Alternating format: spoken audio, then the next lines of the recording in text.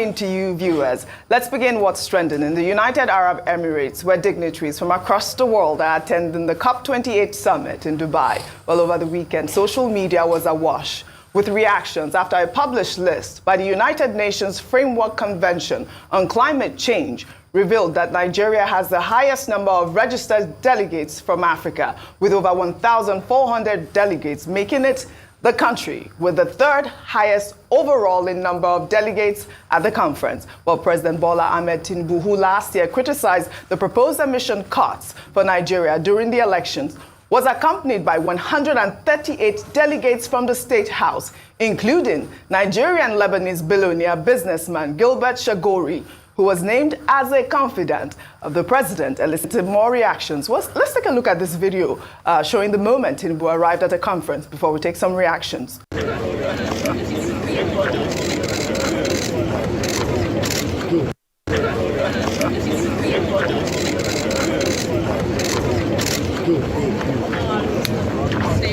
Watch your back, there's a just for the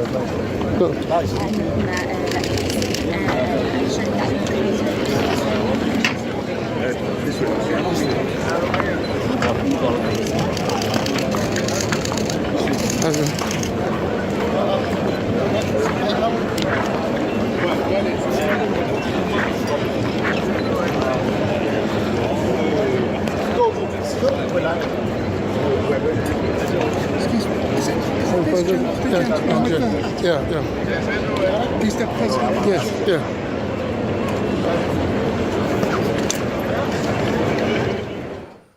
Well, this was sent in by our correspondent, Obietebe George, who you guys spoke with earlier. And, you know, it has elicited a lot of reactions. Let's take this one from Peter Obi, who wrote, "In a twist of sad irony, let me congratulate the giant of Africa, Nigeria, for matching the great China with the same number of contingents at the ongoing COP28 in Dubai.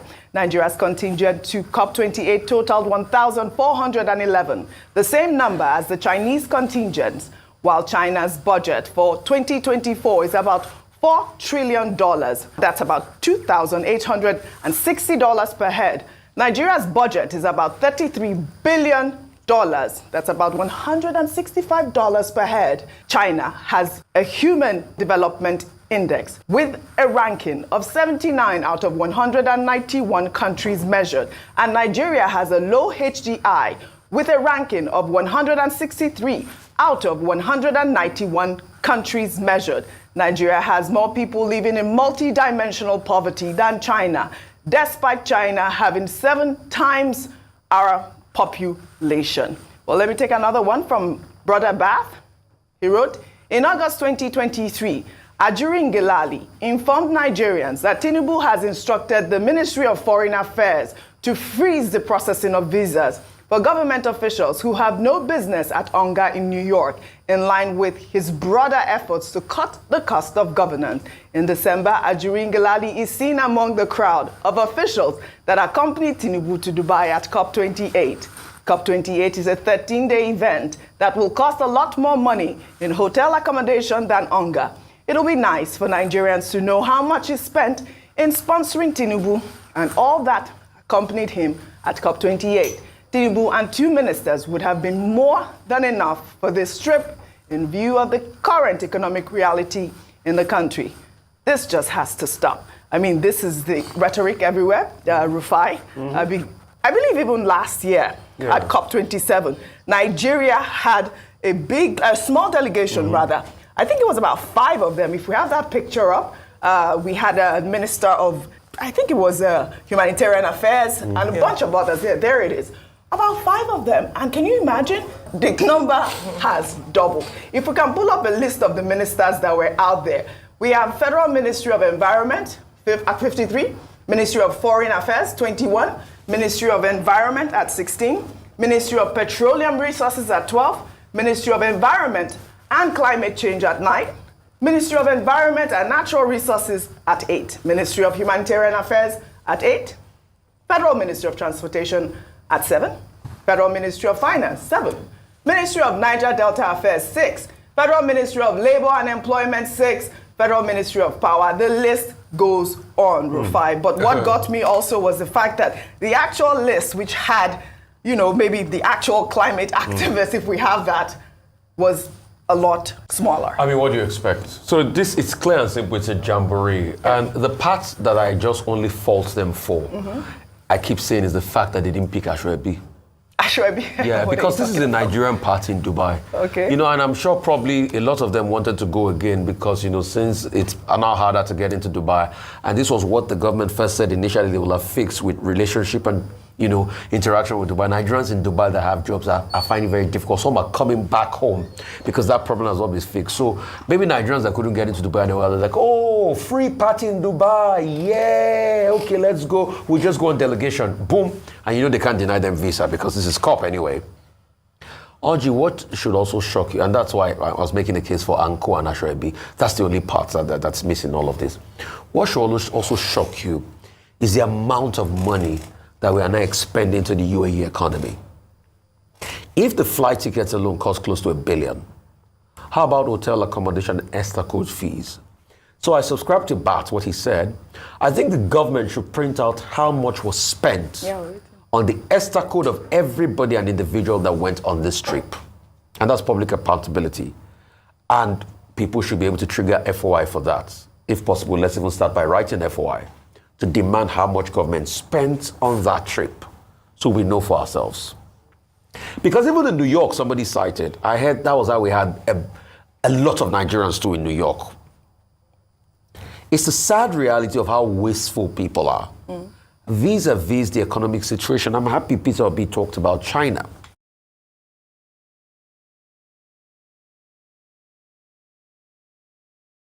Finally, the U.S. government is doing something right for the senior population. The recently announced grocery... China is even one of the biggest emitters. You can see we are at par with their delegation. But the Human Development Index of China is a whole lot better. China has brought a lot more people out of poverty. China has grown since they joined WTO in 2001. You can see where the Chinese economy is today. You can see the Chinese budget.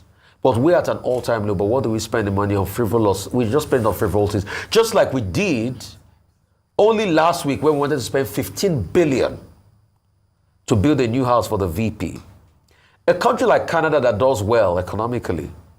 24 Sussex Street, I keep telling that story. They've not renovated in a while the official home of the Prime Minister because no Prime Minister there does it.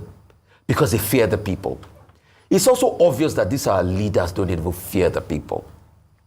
Daniel Bwala I think he put out something on Twitter recently where he was giving the breakdown of how much government officials collect in ESTA code. I will want government to come out and react to that breakdown. If it's true that some as much as ministers got close to $900 in ESTA code per day, and it's for 13 days, then they must give us the breakdown of how much they spent on this.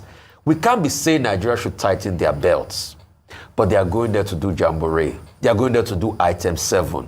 Yeah. They are going there to show off. Well, let's see the list of other delegates, if we can, by states, if we can pull that out. I mean, like I said, it was 138 that was from the State House. Well, Ayo, I wanted to touch more on the people that were there. Like I said, it's about 138 that were from the State House. Yeah. But more than that, over 500 were underneath the federal ministries and, the Nigerian government, which is what Rufai is trying to say. We need to find out how much money was spent on the... I mean, this is not the first time we're hearing this. Even in Ghana, our neighbor, registered about 618 delegates from COP28. The figure ranked as the 5th highest in Africa, behind Nigeria, Morocco, Kenya, and Tanzania. The list comprises of 95 persons on the official parties list, including Ghana's President Nana Akufo-Addo, and 523 on the party overflow list.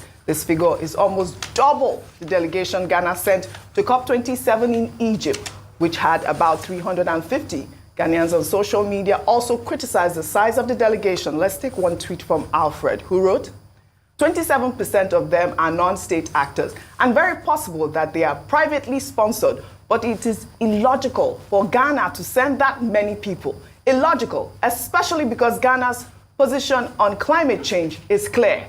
We also don't need 618 people to network with the big wigs of the world. 618 from Ghana. Well, Kenya had 763, and President Ruto was criticized because he had also talked about cutting government spending. And out of his delegation was the First Lady and the Second Lady. So at least we thank God for small mercies in Nigeria. Our First Lady, I don't know if she was part of the delegation or the Second Lady. They are so in Kenya, in Ghana. So you asked the question, this is not just a Nigerian problem. What is the problem with leadership and cuts and costs on the African continent? I think Rufai spoke to that very well in terms of the fact that it's just a lack of fear for the people. The fact that they can't do what they want to without a lot of backlash, especially from the people, or a lot of consequences. Now let's go to the Nigerian delegates and delegation. Earlier I talked about the estimation by Business Day of how much it must have cost, $800 million naira for the tickets. It's when you examine the list, Oji, that makes it a bit more perhaps provocative for Nigerians that a number of the people who attended or who are attending COP28 are not people who have direct advocacy or perhaps negotiators when it comes to climate change. I don't want to mention some obvious names who have been trending over the weekend, but when you ask, I've never seen a tweet or post before now about climate change from this person. So I try to think about it. Is the argument the fact that, okay, they want some influencers who will try to be ambassadors for climate change in Nigeria when they come back home? I don't understand the motive of the government or of the choosing of certain people to attend. You know, certain capacities of going. Yes, the private sector, when some people were sponsored by the private sector, I think it's important to note that not all 1,411 people were sponsored by the government. However, about 590 out of those were sponsored by the government. So when I said earlier that it's the opportunity cost of these wastages that we need to consider. We talk about the fact that we have issues and situations around flooding. Rather than sending delegates to a climate change conference in Dubai, let them put that money into tackling flooding and expanding roads, drainages in the nations, or building more roads and infrastructure. For every time we waste money on frivolities like this, it is a cost on what could have been paid for. So the child who could not go to school because cannot afford to go to school or eat. Hospitals, people that die from maternal mortality because they couldn't, hospitals are not functioning. The president has to demonstrate, not just say about cutting costs, that he's serious about it. And that's the conversation. Also, over the weekend, Dr. Abati, before I come to you, there was the story that, Tunubu did not speak at COP on Friday. Well, on Saturday, the president made a remarkable speech at the summit on methane and other non-greenhouse gases at COP28. Tunubu shared the platform with the president of COP28, Dr. Sultan Ahmed Al-Jaber, the United States Special Envoy on Climate, John Kerry, and the Chinese Envoy on Climate, Xi Zhenhu, where he pointed out that the world's biggest economies, the US and China, are the biggest culprits in greenhouse emissions. The earth has been injured, not by us mainly, by the big economies. And I'm glad two of them are here. If you like stimulus checks, listen carefully. The state has released this new thing, but you only have a few more. John Kerry and the China making pledges is very good. And we are with you.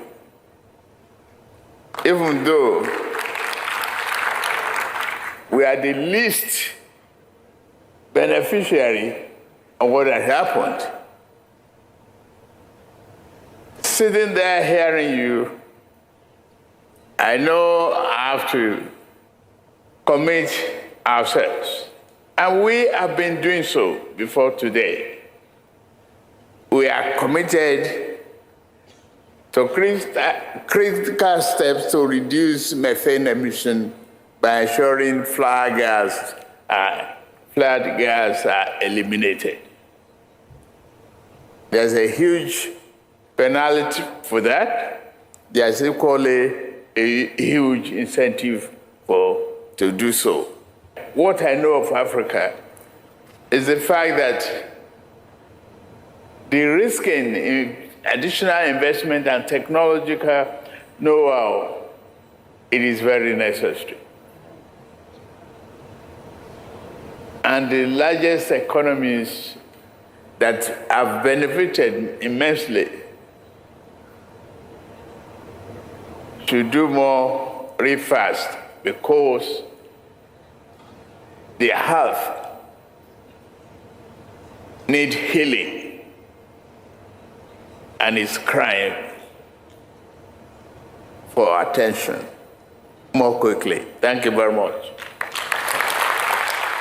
Well, Dr. Abati, this is in line with what he said during the election. He did say that the US and other economies have contributed more to dangers of climate change and the severe weather conditions that we find ourselves here in Africa. And he's charged them to do more.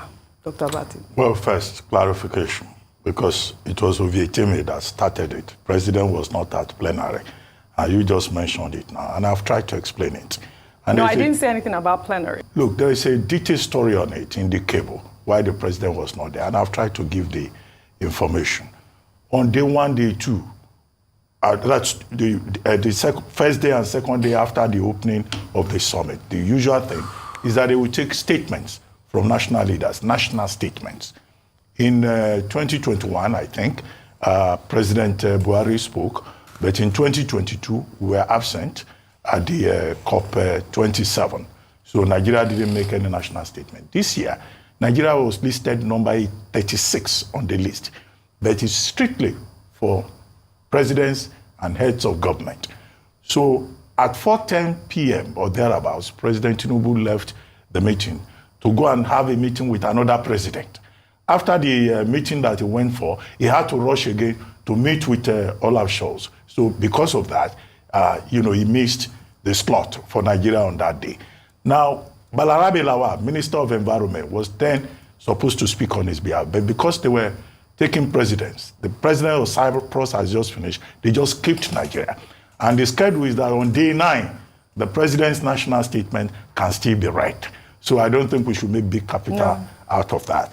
Now, the second point, the president at this carbon meeting that he had the opportunity to talk about Nigeria looking forward to eco-friendly future, sustainable energy, calling for partnership with Nigeria, and also saying at the same time that Nigeria is committed to ending gas flaring and that we are committed to the objectives of the Conference of Parties. Well, whether we will succeed with gas flaring remains to be seen.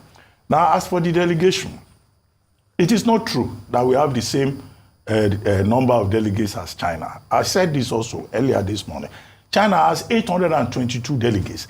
Nigeria is reported as the delegation with the 4th largest delegation. But I share Mr. Peter Obi's view that we should focus more on production rather than using money, wasting money, sending large delegations. So that is the essential point he's making. The statistics in terms of delegation is provided by an AI company called StatiSense. So it's not as if it's the politicians that made up the numbers. It's a group called StatiSense, and nobody has contradicted those figures that have been given. The hosts have over 4,000, as I pointed out, followed by Brazil with 3,008, followed by China with 822, and then Nigeria with 1,411. That's the figure. But my concern here is, why is it that organized labor has not spoken up? Where is the NLC to even ask questions? This is the kind of critical moment, that we expect NLC to speak up in defense of the interests of the people. If you are saying you want more wages for workers, you want this for workers and all that, and you see a situation where can we call the members of the delegation workers also, going to spend 13 days at a conference. By the way, they also sent delegates. 590 from the federal government side alone. That takes me to the example of Chakwera, Lazarus Chakwera, the president of Malawi. Recently, Lazarus Chakwera said that Malawi is going through austerity and that Malawi needs to save money. Because of that, Malawi is not at this COP28. And he says even he as the president, he will not travel until further notice so that the country can save money. So we can learn from the example of Chakwera in Malawi. But maybe I'm just second guessing. Maybe the reason every Nigerian wants to be in Dubai is because they had that the funds, the loss and damage fund, which anybody can access if you can make your case, will be determined at this COP28. And they may have heard that there will be donations. And already there are pledges coming from Germany, from Japan, so but the formula for sharing that money has not been worked out. So Ijaw Youth Congress going there begging for money, state governments begging for money is still a long way from now. Those pledges have to be fulfilled before everybody can think that the loss and damage fund is international cake.